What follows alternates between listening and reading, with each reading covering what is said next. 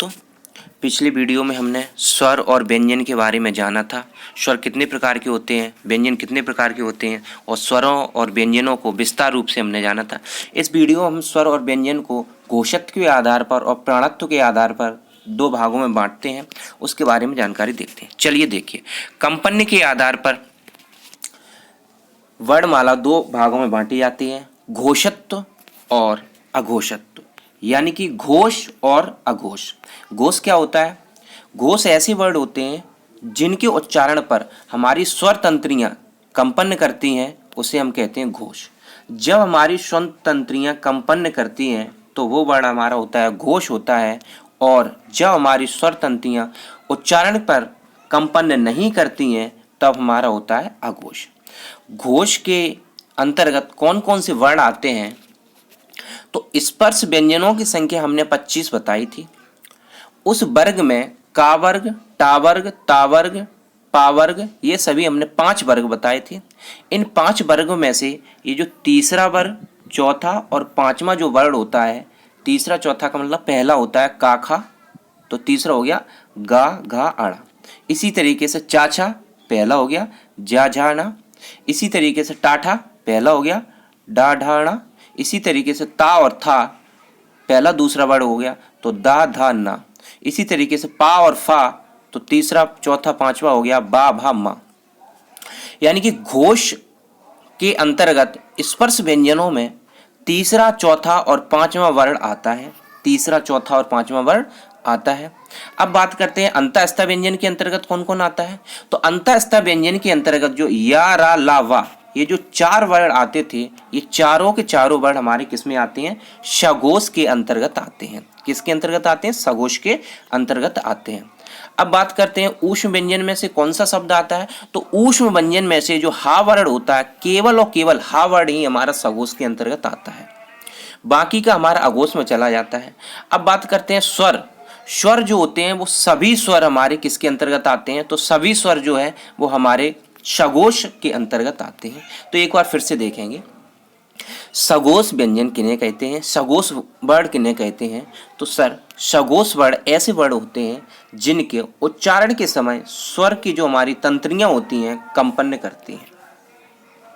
इसके अंतर्गत वर्ग का तीसरा चौथा और पांचवा वर्ण आता है, यानी कि पहले के 2 छोड़ दिए जाते हैं। अंतःस्थ व्यंजन में से सभी अंतःस्थ व्यंजन हमारे सघोष कहलाते हैं। ऊष्म व्यंजन में से केवल हा हमारा सघोष व्यंजन होता है। स्वर तंत्रियों में से देखा जाएगा तो सभी स्वर हमारे सघोष व्यंजन कहलाते हैं। इसी तरीके से आगे चलते हैं हम, अघोष क्या होता है? अघोष होता क्या है? जब हम बोलते हैं तो स्वर तंत्रियां हमारी कंपन नहीं करती हैं। जिन वर्णों को बोलने पर स्वर तंत्रियां कंपन नहीं करती हैं उन्हें बोलते हैं अघोष। आ का मतलब ही होता है नेगेटिव भाव दर्शाता है ना। तो अघोष, घोष ना हो यानी कि कंपन नहीं करती हो। अब वर्ग का हमारा इसमें कौन कौन से वर्ग, ये जो 25 स्पर्श व्यंजन बताए थे हमने, 25 स्पर्श व्यंजन में से पहला और दूसरा वर्ण जो होता है वो हमारा अघोष होता है, यानी कि का खा चा छा टा ठा ता था पा और फा। 25 स्पर्श व्यंजन में से पहले के 2 यानी कि पहला और दूसरा हमारा क्या होता है? अघोष होता है। ऊष्म व्यंजन की बात करते हैं तो ऊष्म व्यंजन में से अभी हमने देखा था कि सभी ऊष्म व्यंजन में से हा हल तो हमारा किस में चला गया था? हा हल हमारा चला गया था सघोष में। तो बचा क्या? शा शा शा। ये तीनों सा जो होते हैं वो हमारे अघोष होते हैं। क्या होते हैं? अघोष। अब बात करते हैं इसमें अंतःस्थ व्यंजन। तो अंतःस्थ व्यंजन तो अभी हमने देखा था ना, अंतःस्थ व्यंजन किस में चला गया? सघोष में चला गया, एक भी अंतःस्थ व्यंजन नहीं बचा है। इसी तरीके से स्वर, तो स्वर तो हमारे सभी स्वर हमारे सघोष हो गए, तो अघोष के लिए कुछ बचा ही नहीं। तो यानी कि अघोष के लिए केवल 2 हम याद रखेंगे, क्या कि स्पर्श व्यंजनों में से केवल वर्ग का पहला दूसरा वर्ण, और ऊष्म व्यंजनों में से शा शा शा, हा को छोड़कर। तो ये बात करते हैं हम, सघोष और अघोष हो गए। इसके बाद श्वास के आधार पर, वायु श्वास के आधार पर जो हमारे हैं वो 2 भागों में फिर से बांटे गए हैं। श्वास के आधार पर, श्वास का मतलब होता है वायु श्वास के आधार पर। वायु श्वास के आधार पर फिर से 2 भागों में बांटे गए हैं, जिन्हें हम प्राणत्व भी कहते हैं। 2 भाग पहला है हमारा अल्प प्राण और दूसरा मिलेगा महाप्राण। अब समझते हैं अल्प प्राण का। अल्प का अर्थ होता है कम, और यहाँ प्राण का अर्थ होता है वायु। जिन वर्णों को उच्चारण के पर कम वायु उच्चारित होती है, कम वायु की आवश्यकता होती है, वहां होता है हमारा अल्प प्राण कहलाता है। अब अल्प प्राण में क्या होता है, तो अल्प प्राण में चलती है विषम संख्या। क्या चलती है? विषम संख्या चलती है अल्प प्राण में। वर्ग का पहला, तीसरा और पांचवा जो वर्ण होता है वो हमारा अल्प प्राण के अंतर्गत रखा जाता है। यानी कि पहला हो गया का, खा छोड़ के गा और डाक छोड़ के चा, छोड़ चा पहला वर्ण हो गया, छा छोड़ के जा, इसी तरीके से आगे चलता जाता है। तो वर्ग का पहला, तीसरा और पांचवा जो वर्ण होता है वो हमारा क्या कहलाता है? अल्प प्राण कहलाता है। अब व्यंजन में से स्पर्श व्यंजन हो गए, अब अंतःस्थ व्यंजन बचते हैं। अंतःस्थ व्यंजन जो होते हैं वो या, रा, ला, वा, सभी अंतःस्थ व्यंजन हमारे अल्प प्राण कहलाते हैं। इससे पहले हमने क्या देखा था? सभी अंतःस्थ व्यंजन हमारे क्या कहला रहे थे? सघोष कहते हैं। तो अंतःस्थ व्यंजन, सभी अंतःस्थ व्यंजन हमारे क्या हो गए? सघोष हो गए। इसी तरीके से सभी अंतःस्थ व्यंजन हमारे क्या हो गए? अल्प प्राण के अंतर्गत आ गए। अब आगे चलते हैं। स्वर, सभी स्वर हमारे अल्प प्राण होते हैं, सभी स्वर हमारे अल्प प्राण होते हैं। तो व्यंजन में स्पर्श व्यंजन में से वर्ग का पहला, तीसरा और पांचवा जो वर्ण होता है वो हमारा अल्प प्राण होते हैं। अंतःस्थ व्यंजन में से सभी अंतःस्थ व्यंजन हमारे अल्प प्राण होते हैं। स्वर से देखा जाए तो सभी स्वर हमारे अल्प प्राण होते हैं।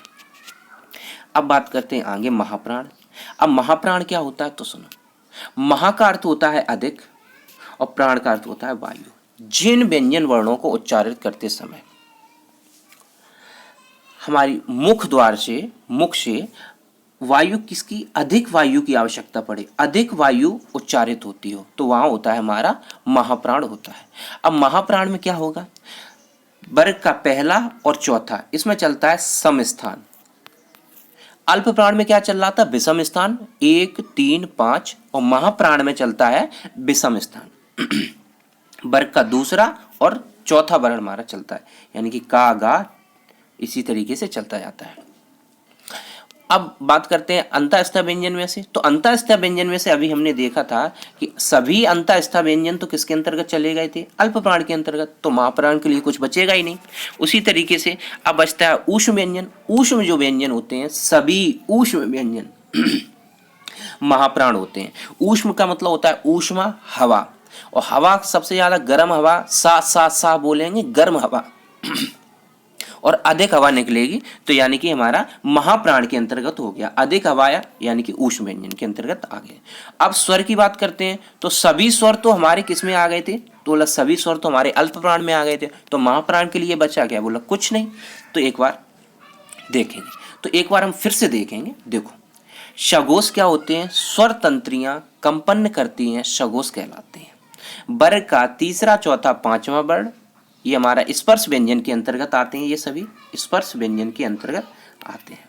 दूसरा हमने बताया अंतःस्थ व्यंजन में से तो सभी अंतःस्थ व्यंजन सघोष में आ जाते हैं। ऊष्म व्यंजन में से केवल हा, हल हमारा ही सघोष के अंतर्गत आता है और सभी स्वर हमारे सघोष के अंतर्गत आते हैं। अब आगे चलते हैं अघोष। अघोष में क्या था? तो 25 स्पर्श व्यंजनों में से तीसरा, चौथा, पांचवा वर्ण तो हमारा सघोष हो गया था, तो बचा क्या? पहला, दूसरा, ये हमारा अघोष हो जाएगा।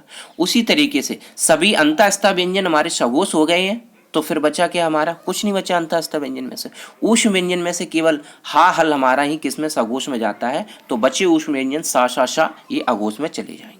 सभी स्वर हमारे सघोष हो गए हैं, तो फिर स्वर हमारे अघोष के लिए नहीं बचते हैं। इसी प्रकार अल्प प्राण में क्या होता है? पहला, तीसरा, पांचवा वर्ण जो हमारा होता है वो अल्प प्राण में होता है। अंतःस्थ व्यंजन में से सभी अंतःस्थ व्यंजन हमारे अल्प प्राण में चले जाते हैं और सभी स्वर हमारे अल्प प्राण में चले जाते हैं। यानी कि अब अल्प प्राण के बाद महाप्राण के लिए स्वर बचे हैं? नहीं बचे। अंतःस्थ व्यंजन के लिए कोई अंतःस्थ व्यंजन बचा है महाप्राण के लिए?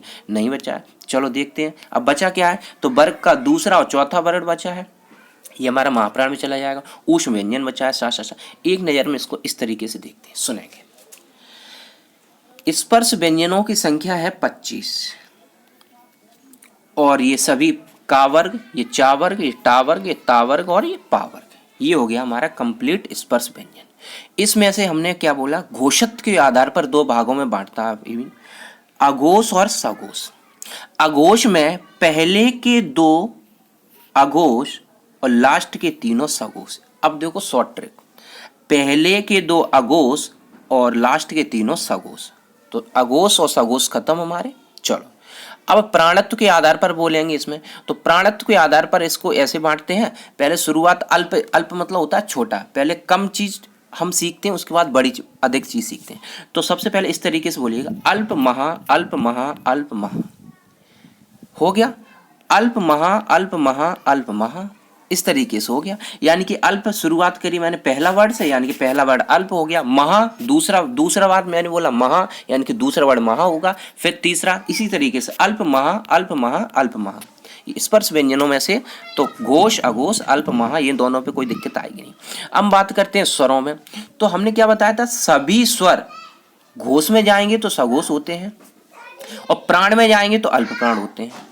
तो सभी स्वर सघोष होते हैं और अल्प प्राण होते हैं।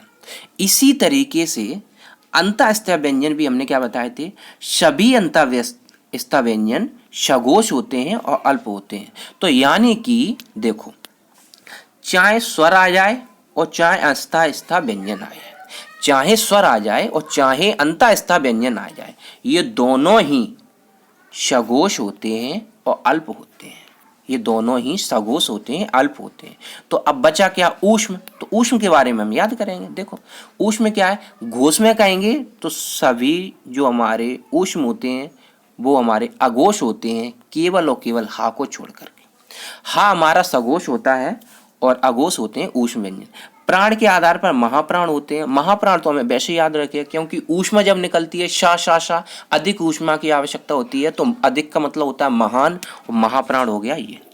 तो एक नज़र में ये हमने देखा था। तो देखो फिर से देखेंगे एक नज़र में, स्पर्श व्यंजनों को कैसे याद रखेंगे।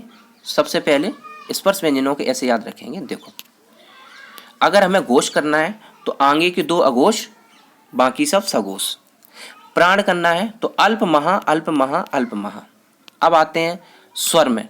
स्वर में एक बात याद रखना, स्वर हो या अंतःस्थ व्यंजन हो, ये सघोष होते हैं और अल्प होते हैं, सघोष होते हैं अल्प होते हैं, ठीक है। अब बचा हमारा ऊष्म। ऊष्म क्या होता है, अधिक वायु की आवश्यकता होती है, तो महा हो गया, और हा को छोड़ करके सभी सघोष हो गए। ये हमारे प्राणत्व के आधार पर व्यंजन और स्वर थे।